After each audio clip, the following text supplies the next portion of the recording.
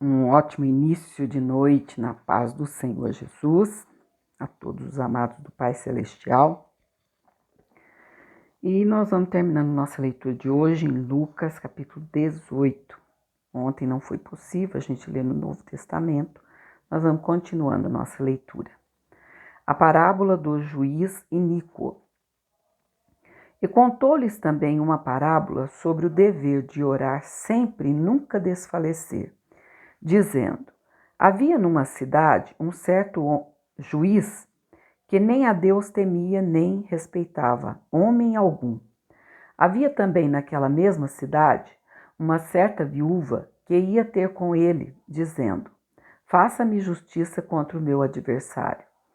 E, por algum tempo, não quis, mas depois disse consigo: ainda que não temo a Deus, nem respeito os homens, todavia, como esta viúva me molesta, hei de fazer-lhe justiça, para que, enfim, não volte e me importune muito.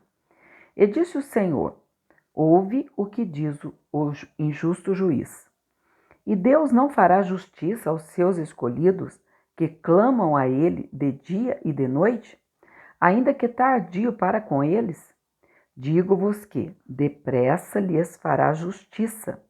Quando, porém, vier o Filho do Homem, porventura achará fé na terra? A parábola do fariseu e do publicano. E disse também esta parábola a uns que confiavam em si mesmos, crendo que eram justos, e desprezavam os outros. 2 homens subiram ao templo a orar, um fariseu e o outro publicano.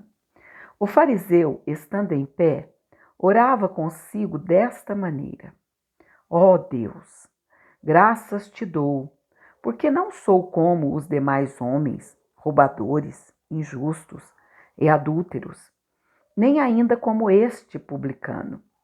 Jejuo 2 vezes na semana e dou os dízimos de tudo quanto possuo.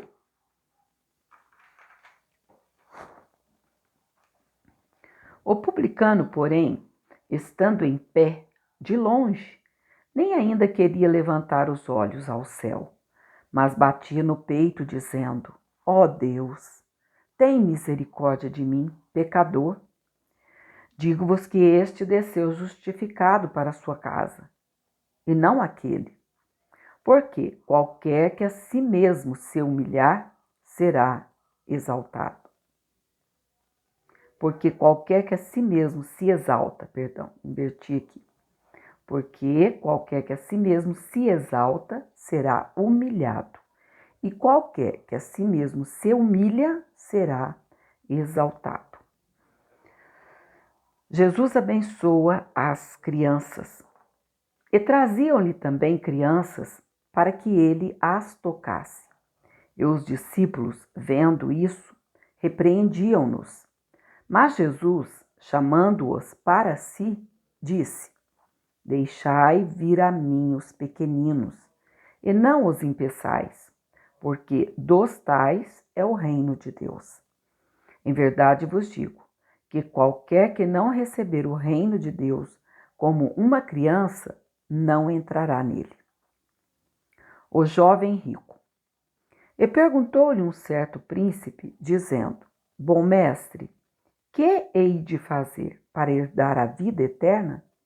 Jesus lhe disse: por que me chamas bom? Ninguém há bom, senão um, que é Deus.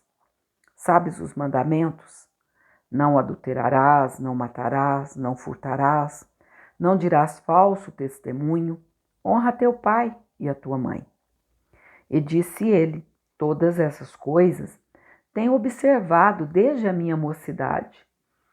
E quando Jesus ouviu isso, disse-lhe: ainda te falta uma coisa.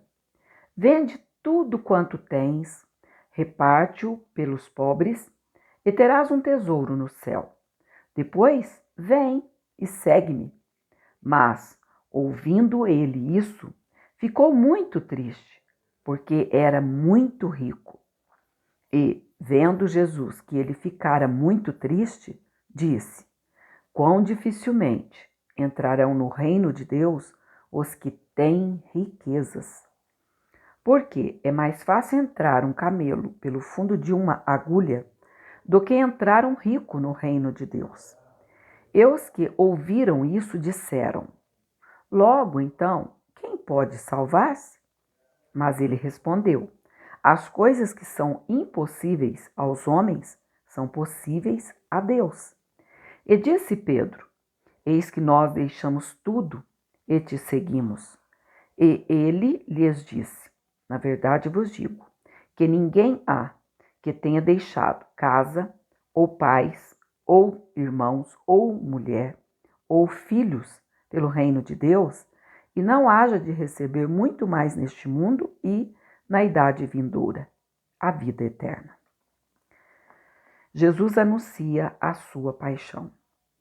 E, tomando consigo os 12, disseram-lhes: eis que subimos a Jerusalém, e se cumprirá no Filho do Homem tudo o que pelos profetas foi escrito, pois há de ser entregue aos gentios, e escarnecido, injuriado e cuspido.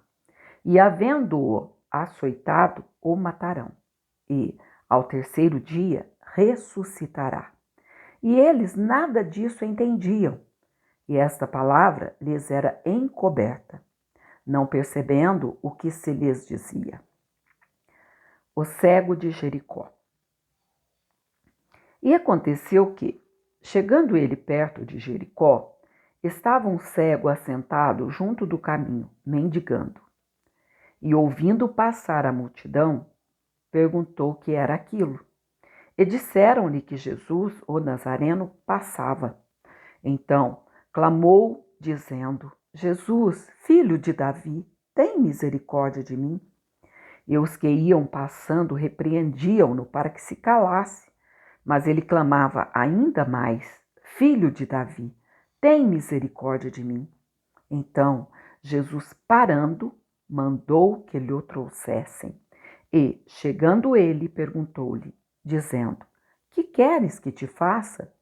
E ele disse: Senhor, que eu veja. E Jesus lhe disse: vê, a tua fé te salvou. E logo viu e seguiu-o, glorificando a Deus. E todo o povo, vendo isso, dava louvores a Deus. Oh, glórias a Deus. Que o Senhor Jesus possa continuar te abençoando, amados, de uma maneira maravilhosa. Que a paz do Senhor, que enriquece e não acrescenta dores, esteja sobre a tua vida, não só hoje, mas para sempre. Vamos vencendo essa tribulação que começou sobre o nosso país, amados. Debaixo da oração, nós lemos aqui, olha, se a viúva clamava por aquele juiz iníquo e ele atendeu-a para não ser mais incomodado. Imagina o nosso Deus. O que está faltando em nós é o clamor pelas almas perdidas, o clamor por aqueles que carecem da misericórdia de Deus. Paremos para pensar quantas almas estão indo, muitas para a salvação, mas muitos para a perdição eterna. Isso não é invenção, não é um conto, mas é realidade. Então vamos orar para que o Senhor repreenda esse mal do nosso meio. E tomemos também, amados, todos os cuidados necessários. Se for preciso da gente ficar em casa, vamos ficar em casa. Vamos obedecer às leis do nosso país. Amém? Que o Senhor possa continuar te abençoando e nós vamos ser vitoriosos diante dessa epidemia. Em nome do Senhor Jesus. Que Deus te abençoe.